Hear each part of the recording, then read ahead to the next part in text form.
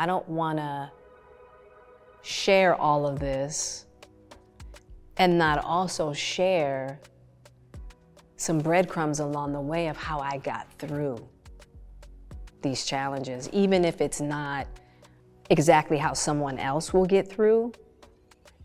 Just having that little glint of light at the end of the tunnel, whatever somebody else's tunnel might be, I felt like that was really important, specifically when I was talking about my depression, when I was talking about my suicidal thoughts, even in talking about the difficulties, in my marriage, right? And because these are universal, and so I really wanted the opportunity to share with people just some of the remedies and elixirs that I found along the way. Jada Pinkett Smith is ready to talk. In her new memoir, Worthy, the 52-year-old movie star opens up about the highs and lows of her life, including her difficult upbringing in Baltimore. I had young parents, and I had parents that were addicted to drugs. And, there is something to be said when you aren't the priority of your parents. Then you don't know how to be a priority to yourself.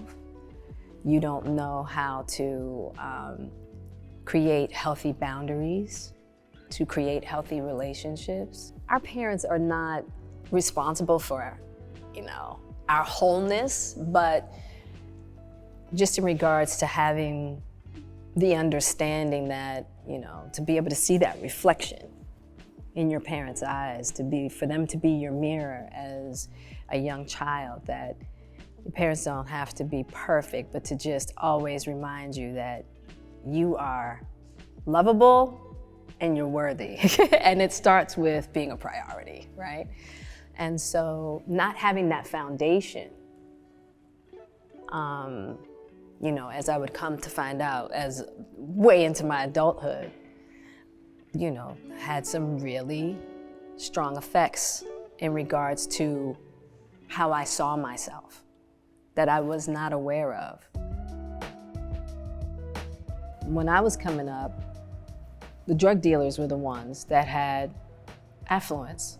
The drug dealers were the ones that had money, right? So that's what we readily saw as success, And so for me, considering my circumstances at the time, my mother was not doing well. She was a high functioning heroin addict, but nonetheless, we didn't have the things that we should have. Like the home we lived in was not taken care of. Even though I always had a regular job, I just wanted more financial freedom. Also out of the fear of what if something does happen to my mother? What if my mother does die? What if she doesn't come home one night? Either overdosed, arrested, whatever. And so I decided to sell drugs. I decided to sell crack cocaine. And, just along the way, just kind of leveled up. And that was my solution at that particular time to survive. And it helped me survive, But it put me into a lot of danger, and I hurt a lot of people along the way. When I first came out to LA, it was robust with opportunity. It was like Blackness on screen was gold. You know what I mean? It was like Black talent was kind of like the new thing. It was like it was so many of us with so much talent that Hollywood was now ready to give opportunity to. You had Fresh Prince of Bel-Air, you had Martin, you had Keenan Ivory Wayans with In Living Color. It was like Hollywood was ready to give us opportunity to express our creativity. And we took it by the horns. With her career on the rise, Jada's personal life also started making headlines after she got swept off her feet by a hot young actor named Will Smith in 1994. I'd run into Will a million times, and he really tried it for years. And I didn't even recognize that, right? And we had gone out with friends of ours maybe a year before, and he was divorcing. And he calls me and he says, hey, I'm in Baltimore now. I'm leaving LA. I've bought a house, a farmhouse in Baltimore. I'm renovating it. I'm leaving. I'm in Baltimore overseeing, the renovations. And he says, are you seeing anybody now? And I'm like, no. He's like, good. You seeing me? I was like, oh. Had to clutch my pearls. I was like, that kind of assertiveness can be a little sexy, And so I was like, oh, wow. And he's like, hit me when you get to LA, click. And I was like, whoa, okay. And so when I got to LA, I called him and we went out, and I haven't been able to get rid of him since. When we were younger, one thing that I knew was that it was very important for us to have a friendship that had real deal, thorough communication. To say at 25 and 28 years old in Tinseltown that till death do us part, and you think that there is not going to be, straying eyes. To me, that just wasn't, that didn't seem realistic at all. And this is where it gets complex. As time went on, there were different stages in my marriage where Will and I decided we were not together. Where we didn't tell the public, right? Where I was actually thinking about divorcing, separating. I mean, there've been several of those, right? And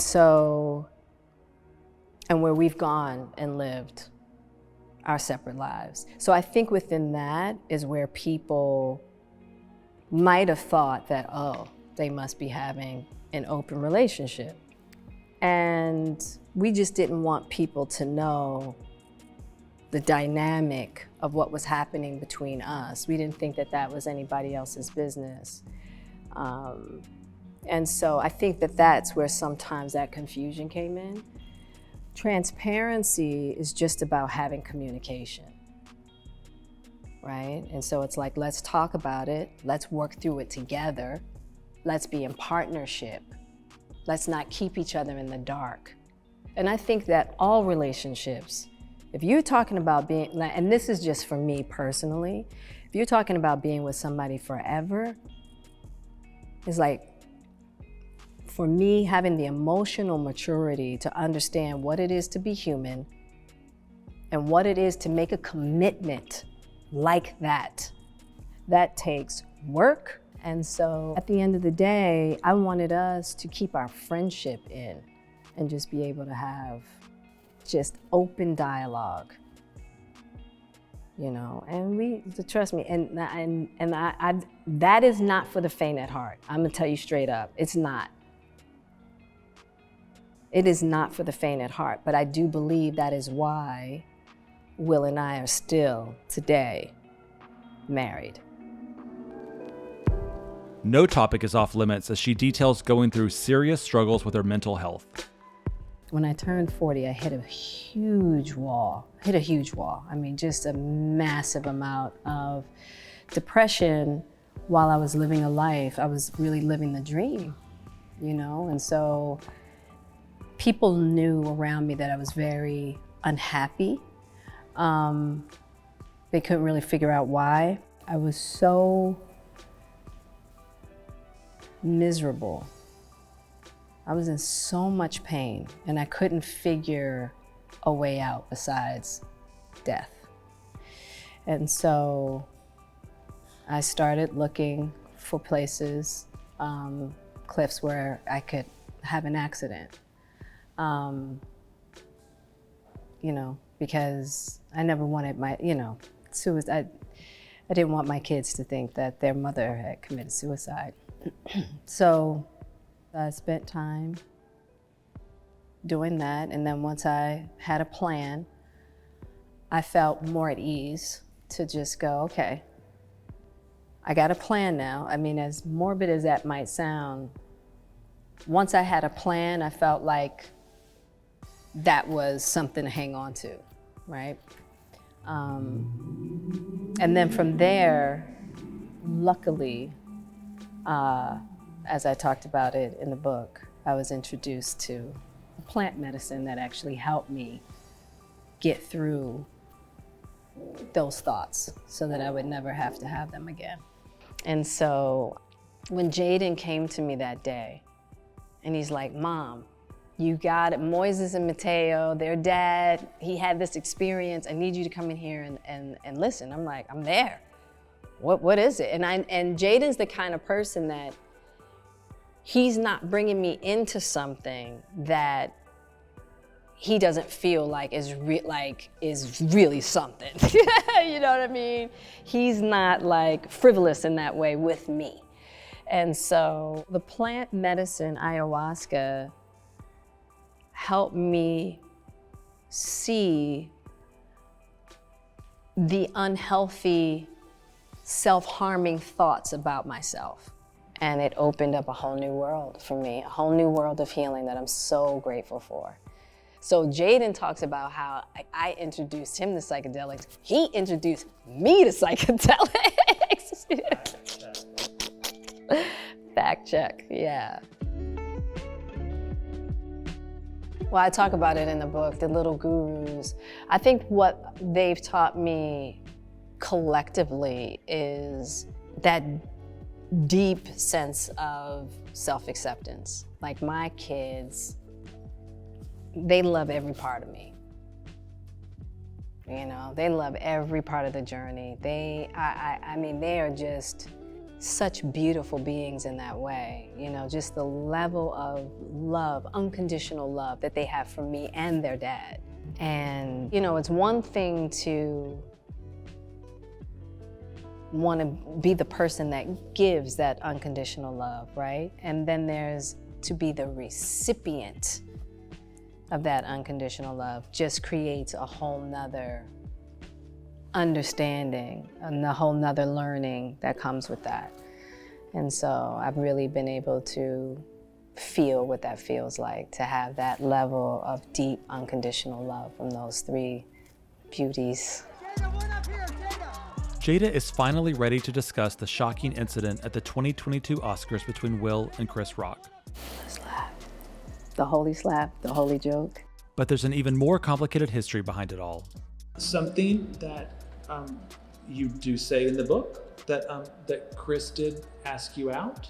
Oh yeah, that was after the many different, like, I think every summer, all the reports would come out that me and Will were getting a divorce. And Chris he thought that we were getting a divorce. So he called me and he was like, hey, you know, basically he was like, I'd love to take you out. And I was like, what do you mean? He was like, well, aren't you and Will getting a divorce? And I was like, no. I was like, Chris, those are just rumors. He's like, oh my, I mean, he was appalled, you know what I mean? And he profusely apologized, you know, and that was that. Then, 6 years before the headline-making moment, Rock hosted the Academy Awards and made several jokes about the couple who had boycotted the ceremony after no actors of color were nominated. You know, I think that there might be some misunderstanding between Chris and I as far as the 2016 Oscars.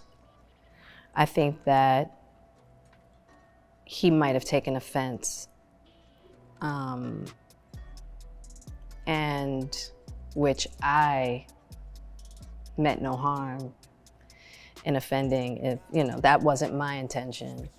But I do think that there's a big misunderstanding there. And I talk about it in the book and saying that, and not really recognizing the level of pressure he might have been under, that I probably should have called him and gone, hey, are you okay? And just know that, you know, although I'm speaking out about the Oscars, I do wish you the best. And I just want you to know that, you know. Me taking the time to have called him and said that just to touch base, but his feelings might have been hurt. And Chris did call me afterwards. After the 2016, we had a communication and he apologized. And I apologized to him as well. So I actually thought that we were good, you know, that the hatchet was buried between us and we hadn't talked since then until 2022 came.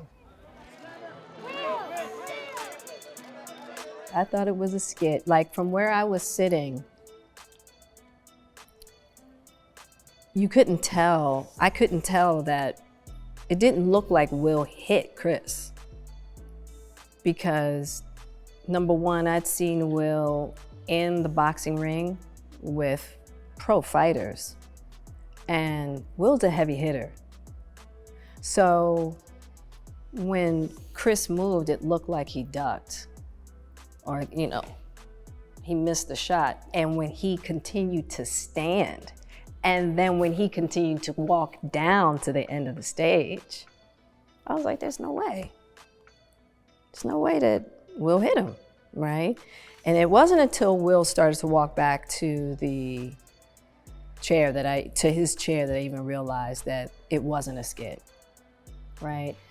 And so yeah, I was in as much of a fog as anybody else in that room that night.